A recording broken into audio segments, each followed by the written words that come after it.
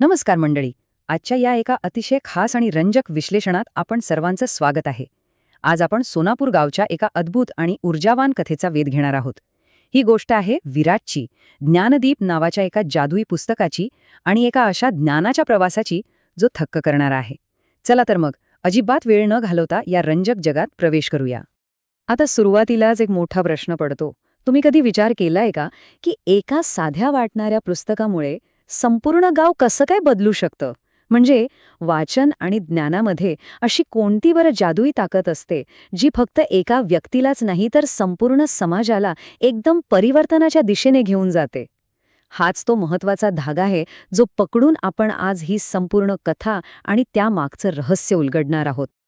तर कथेची सुरुवात होते ती एका अतिशय सुंदर हिरव्यागार गावापासून, ज्याचं नाव आहे सोनापूर. स्वच्छ नदी, एक मोठं वडाचं झाड आणि मजेत पतंग उडवणारी आनंदी मुलं, असं हे एकदम प्रसन्न गाव आहे. पण या सुंदर गावाच्या अगदी उलट स्वभावाचा आहे आपला मुख्य नायक विराज. हा 10 वर्षांचा मुलगा म्हणजे महाखोडकर. केस नेहमी विस्कटलेले, चेहऱ्यावर एक खट्याळ हास्य आणि अभ्यासाचं नाव काढलं की हा धूम ठोकतो. पुस्तकांपासून लांब पळणारा हा आळशी विराज आणि त्याच्यामागे वैतागलेली त्याची आई, हे दृश्य पाहिल्यावर तुम्हाला या कथेची मूळ परिस्थिती अगदी सहज लक्षात येईल. पण बघा, अचानक वातावरणात एक खूप मोठा बदल होतो. सोनापूरचं ते शांत, चमकदार वातावरण एका क्षणात गडद जांभळ्या ढगांमध्ये आणि भयानक वादळी पावसात बदलतं. आणि या पावसात अडकलेला विराज धावत धावत एका जुन्या, मोडकळीस आलेल्या आणि रहस्यमय वाटणाऱ्या ग्रंथालयात जाऊन लपतो. या अचानक आलेल्या वादळामुळे कथेत एक वेगळाच तणाव निर्माण होतो. आणि विशेष म्हणजे त्या अंधाऱ्या ग्रंथालयाच्या आतून येणारा तो एक उबदार, पिवळसर प्रकाश, जो विराजला जणू काही आत खेचत असतो. आणि तिथेच त्या धूळ खात पडलेल्या ग्रंथालयात विराजला एक खरोखरच विलक्षण गोष्ट सापडते. ज्ञानदीप हे काही साधंसुधं पुस्तक नाहीये, तर हे एक जादुई, चमकणारं सोनेरी रंगाचं पुस्तक आहे. या पुस्तकातून लख्ख प्रकाशाचे किरण आणि ठिणग्या बाहेर पडतायत. हे साधं पुस्तक न वाटता अफाट ज्ञानाचा एक मोठा खजिनाच असल्यासारखं भासतं. विराजच्या डोळ्यातील ते आश्चर्य बघूनच आपल्याला समजतं की त्याला आता एक अत्यंत अनमोल अशी गोष्ट गवसलीये. आता गंमत बघा. त्या पुस्तकातून चक्क एक अतिशय तेजस्वी, पांढरी दाढी असलेले वृद्ध ऋषी सोनेरी प्रकाशातून तरंगत बाहेर येतात. हे आहेत आपले ज्ञानदीप रक्षक. एका उष्ण सोनेरी आणि केशरी रंगाच्या प्रभेमध्ये ते उभे आहेत. कथेमध्ये हा तोच मेंटर किंवा मार्गदर्शक आहे, जो आपल्या तरुण नायकाला एका अत्यंत महत्वाच्या आणि परिवर्तनाच्या प्रवासावर घेऊन जाणार आहे. आणि इथूनच खऱ्या अर्थाने विराजचा तो अद्भुत प्रवास सुरू होतो. तर मंडळी, इथून सुरू होतो पहिला प्रवास. आळशी लोकांचे शहर आणि अस्वच्छ नदी. ही पहिली मोठी परीक्षा आहे, जिथे विराजला त्याने मिळवलेलं नवीन ज्ञान प्रत्यक्षात वापरायचं आहे. ज्ञानाचा व्यावहारिक वापर किती मोठा बदल घडवू शकतो हे आपल्याला इथून स्पष्ट होतं. सुरुवातीला बघा, हे शहर अतिशय निस्तेज, करडं आणि उदास आहे. मुले दुःखी आहेत, आपापसात भांडत आहेत आणि नदी तर पूर्णपणे प्रदूषित झाली आहे. पण ज्ञानाच्या स्पर्शानंतर हेच दृश्य पूर्णपणे बदलतं.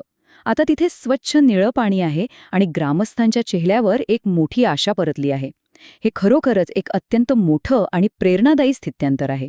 पण तुमच्या मनात आलं असेल ना की हा बदल नक्कीच झाला कसा? हा बदल शक्य झाला रसायनशास्त्राच्या म्हणजे केमिस्ट्रीच्या मूलभूत ज्ञानामुळे. निसर्गात आजूबाजूला उपलब्ध असलेल्या साध्या गोष्टी वापरून विराजने चक्क पाण्याचा फिल्टर तयार केला. कसं?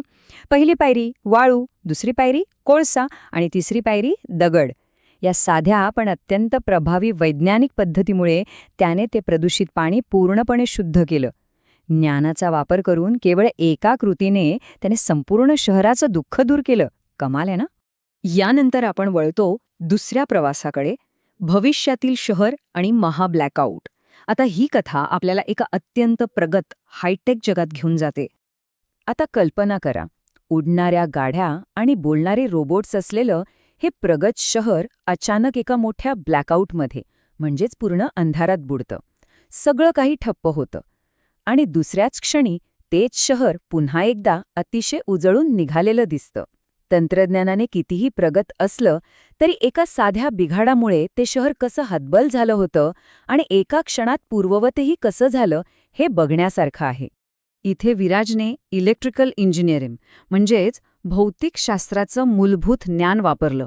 त्याने फक्त एक योग्य आणि अत्यंत महत्वाची वायर जोडली आणि संपूर्ण शहराचा वीज पुरवठा पुन्हा सुरू झाला. हा प्रसंग आपल्याला खूप काही शिकवतो. आपण कितीही प्रगत झालो, कितीही भारी रोबोट्स बनवले, तरीही विज्ञानाचं मूलभूत ज्ञान हीच आपली खरी महाशक्ती असते हे नक्की. आणि आता तिसरा आणि अंतिम प्रवास, कोरडे जंगल आणि दुःखी हत्ती. इथे कथेचा रोख एका खूप मोठ्या पर्यावरणीय संकटाकडे वळतो. इथलं सुरुवातीचं दृश्य खरंच अतिशय विदारक आहे. एकीकडे दाट पण पूर्णपणे सुकलेली झाडे आणि पाण्यासाठी तडफडणारे वन्यजीव आहेत. सोबतच एक अत्यंत दुःखी असा हत्ती तिथे उभा आहे. वातावरणात एक प्रकारची भयंकर उदासीनता आहे. पण त्यानंतरच्या दृश्यात मात्र चमकदार सोनेरी सूर्यकिरणे, हिरवेगार आणि दाट जंगल आणि पाण्याचे खळाळते तलाव दिसतात. हे बदललेलं जंगल पूर्णपणे ऊर्जेने आणि जीवनाने भरून गेलं आहे. हा एवढा मोठा बदल कसा शक्य झाला? जीवशास्त्राच्या आणि इकॉलॉजीच्या ज्ञानामुळे. विराजने इथे नुसतं ज्ञान मिळवलं नाही, तर ते अंमलात आणलं. त्याने नवीन रोपे लावली, प्राण्यांसोबत मिळून काम केलं आणि पाण्याचे नवीन तलाव खोदले.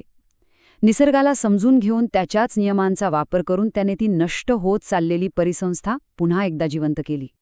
आता येतो अंतिम टप्पा, गावी परतणे आणि सोनापूरमध्ये ज्ञानाचा प्रकाश पसरवणे. जो विराज पूर्वी अभ्यासापासून लांब पळत होता, तो आता पूर्णपणे बदलून आणि ज्ञानी होऊन आपल्या गावी परतला आहे. बघा, खऱ्या नायकाचं लक्षण काय असतं? मिळालेलं ज्ञान फक्त स्वतःपुरता मर्यादित न ठेवता ते इतरांना वाटणं. त्याच मोठ्या वडाच्या झाडाखाली विराजने आता एक छोटंसं लाकडी ग्रंथालय सुरू केलं आहे. तो स्वतः आता इतर मुलांना अतिशय आनंदाने गोष्टी आणि पुस्तके वाचून दाखवत आहे. त्या मुलांच्या चेहऱ्यावरील हास्य या कथेचा अत्यंत सकारात्मक आणि प्रेरणादायी शेवट आपल्याला दाखवून देतं. आता कथेच्या अगदी क्लायमॅक्सला रात्रीच्या आकाशातील या सुंदर दृश्याकडे पाहताना एक गोष्ट नक्की जाणवते. संपूर्ण आकाशात चांदण्या चमकत आहेत आणि त्या सोनेरी प्रकाशातील ऋषीने आकाशात एक संदेश लिहिला आहे. ज्ञान हेच स्थायी आहे. सोनापूर गावातील प्रत्येक घरात आता ज्ञानाचा एक दिवा तेवत आहे. मंडळी, हा केवळ एका कथेचा शेवट नाही, तर हे एक शाश्वत सत्य आहे की जगातील इतर गोष्टी कदाचित नष्ट होऊ शकतील, पण ज्ञान कायम टिकतं आणि आपल्याला निरंतर मार्गदर्शन करत राहतं. या मूळ कथेमध्ये एक अत्यंत महत्त्वाचं जनहिताचं ध्येय लपलेलं आहे. ते म्हणजे ही माहिती सर्व नागरिकांपर्यंत पोहोचवणं. म्हणूनच हा पॉझिटिव्ह मेसेज अधिकाधिक लोकांपर्यंत पोहोचवण्यासाठी मी विद्यार्थी मित्र या चॅनलला सपोर्ट करणं गरजेचं आहे. या विश्लेषणाला नक्की लाईक करा. ही प्रेरणादायी कथा तुमच्या मित्रमैत्रिणींसोबत शेअर करा आणि अशाच आणखी नवनवीन शैक्षणिक प्रवासांसाठी चॅनलला सबस्क्राईब करायला अजिबात विसरू नका. जाता जाता एका महत्त्वाच्या आणि विचार करायला लावणाऱ्या प्रश्नाने आपण या विश्लेषणाची सांगता करूया. आज आपण ज्ञानाच्या जादूने आपला परिसर कसा उजळून टाकू शकतो?